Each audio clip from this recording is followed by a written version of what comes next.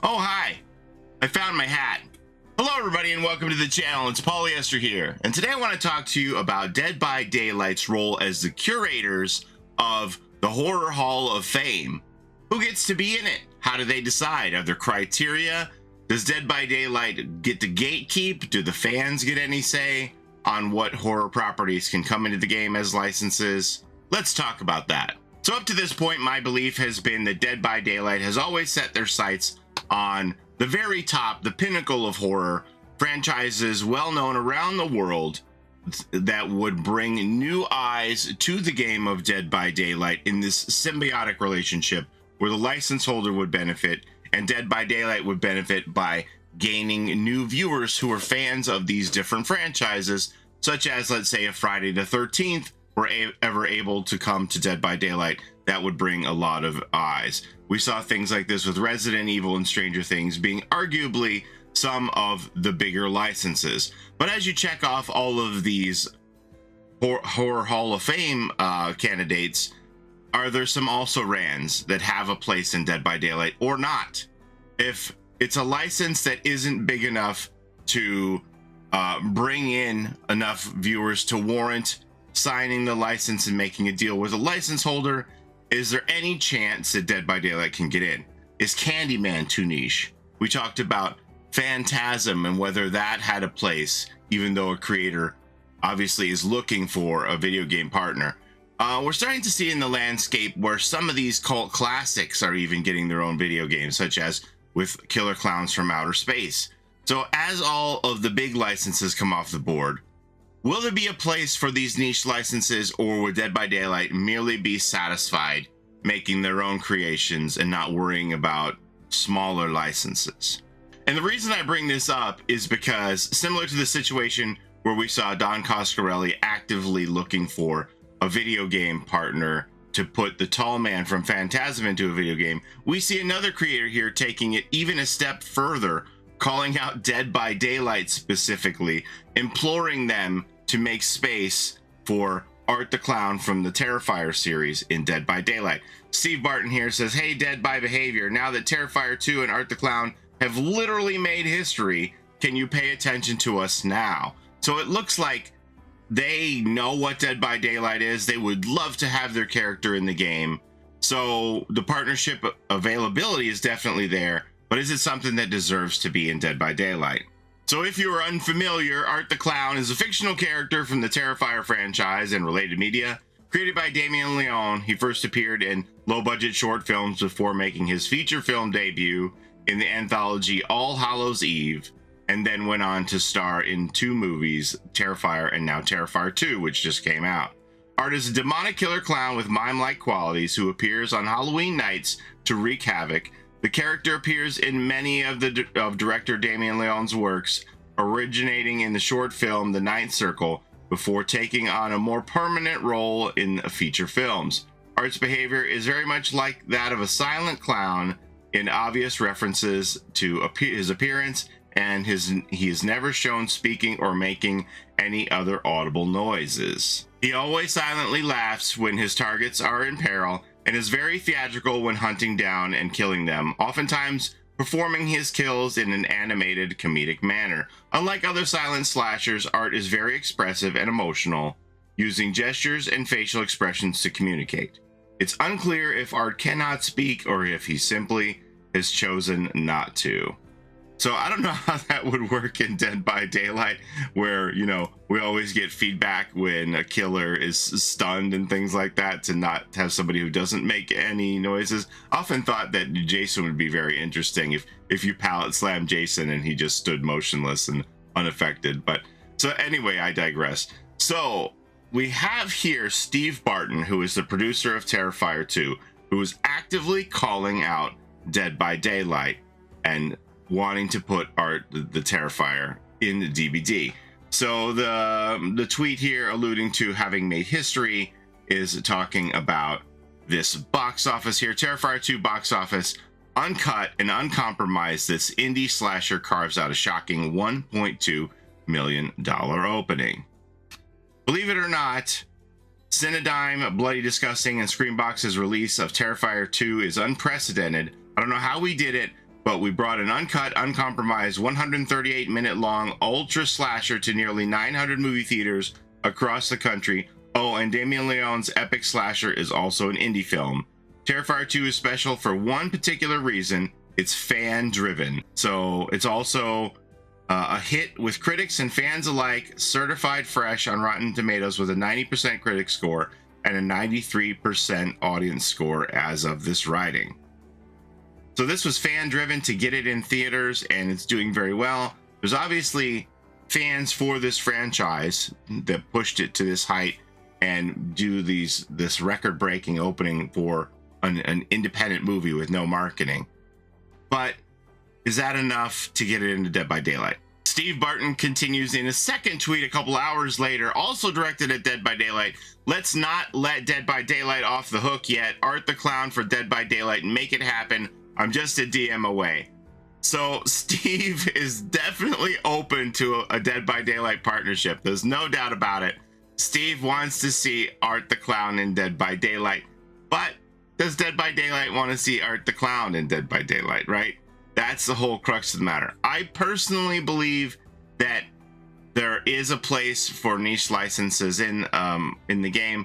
I have heard of Art the Terrifier before, but I've never seen any of the films. Obviously, this is putting me on the radar here to see that they have an interest in partnering. So I'm gonna watch the Terrifier series now because of this.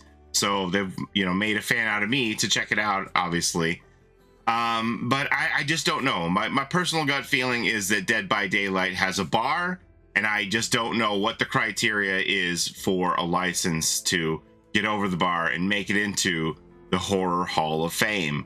But I think niche licenses have room to come into DBD. Hey, a lot of people tell me that Candyman, my dream property, is too niche to get into DBD, but I still want it, and I think the Candyman has a place in Dead by Daylight. But I'm not the one that gets to make these decisions. So this is where it comes in. How much do fans get to decide? Could we see grassroots campaigns like they did to get the Terrifier 2 movie in the studio, to get Art the Clown in Dead by Daylight? We've seen people try it before with like hashtag Elvira for DBD, certain things that they would like to see come in that are available. This one's obviously available. Can we make it happen? How much influence can we have? So this article goes on to talk about how Terrifier 2 is such a visceral movie, apparently, that fans are fainting and vomiting in the theater for this. What? Several tweets came across our feeds over the course of the weekend from fans reporting that other audience members fainted and even vomited during Terrifier 2. And while we'll probably be accused of setting this all up ahead of time as a clever little Exorcist-inspired marketing play, believe me when I say these tweets are genuine, and we assume genuine reports. Watching Terrifier 2, my friend just threw up and then passed out. I've counted 5 walkouts so far, and I'm loving it. Oh my gosh. I mean, this definitely has me intrigued. Terrifier 2 was an amazing gory mess. The guy behind me passed out cold and crashed into my chair. Another guy left because he didn't feel good. I overheard him say, and walking out of the theater door, I heard a guy puking hard and loud in the bathroom. Holy crap, Terrifier 2 was fantastic. Definitely not for weak stomachs. Someone actually fainted during my screening of the movie. Come on. Are you for real? What the heck? So Art the Clown definitely has me intrigued. I've obviously heard of the property before, but as I said, I'm not familiar, never watched it. I made a lot of these videos over the years asking y'all what kind of dream licenses you had for your short list. And I have seen Art the Clown from Terrifier on a lot of comments over the years from YouTube. And now with the new film coming out, I'm sure that there's going to be a swell in support for that. But let me hear from you. Are you familiar with Art the Clown and the Terrifier series? Do you think that Art has a place in Dead by Daylight? And how strict do you think Dead by Daylight should be on being the creators of the Horror Hall of Fame? Is there a place for niche type licenses to come into the game?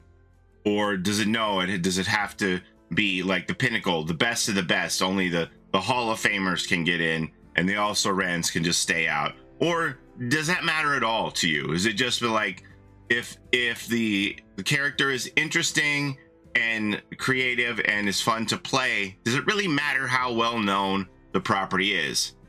Is there a space for, like, say, a killer clowns from outer space who have a cotton candy gun to wrap you up?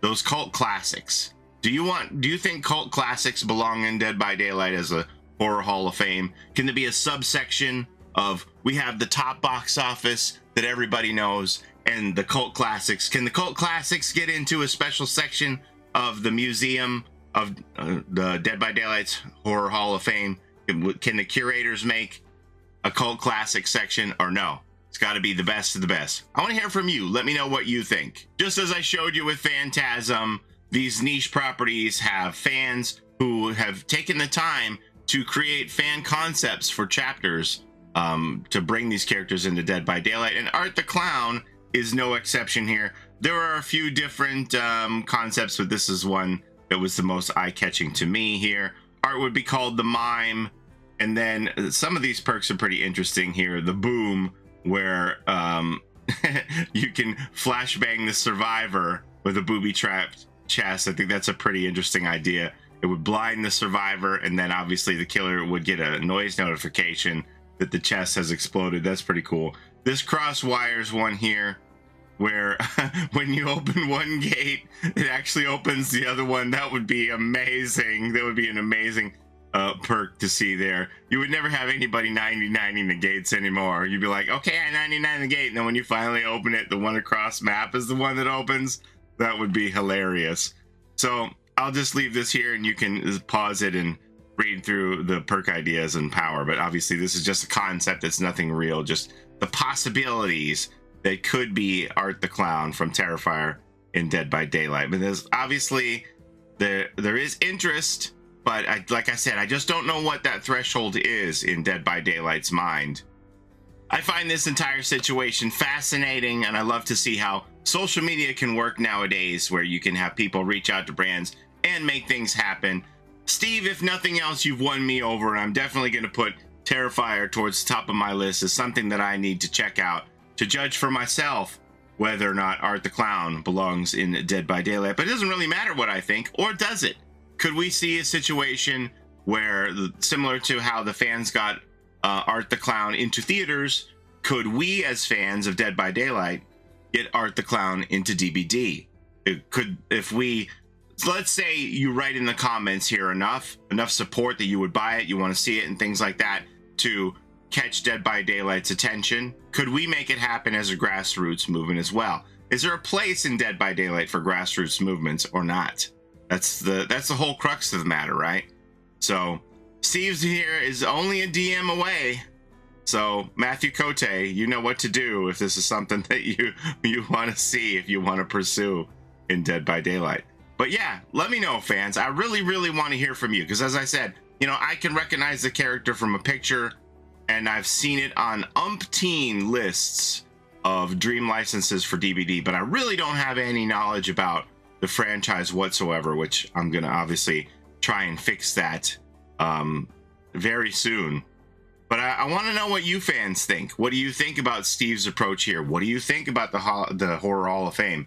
These are all questions that I have and I want to pose to you, and I would love to see you put it in the comments what you think. I read it all, whether I respond to everything or not. I read it all, I promise you. So I'm very interested to hear your take on Art the Clown in Dead by Daylight and whether he belongs or not. So that's all I have for you today. Thank you so very much for watching. As always, I appreciate the time that you spend here with me on my channel. And don't forget to take care of each other in and out of the fog. And we'll see you next time. Happy Halloween, everybody. Bye-bye. It's a Gen Rush life for us. It's a Gen Rush life for us. Set a hiding, we do gens. Set a randoms, we got friends. It's a Gen Rush life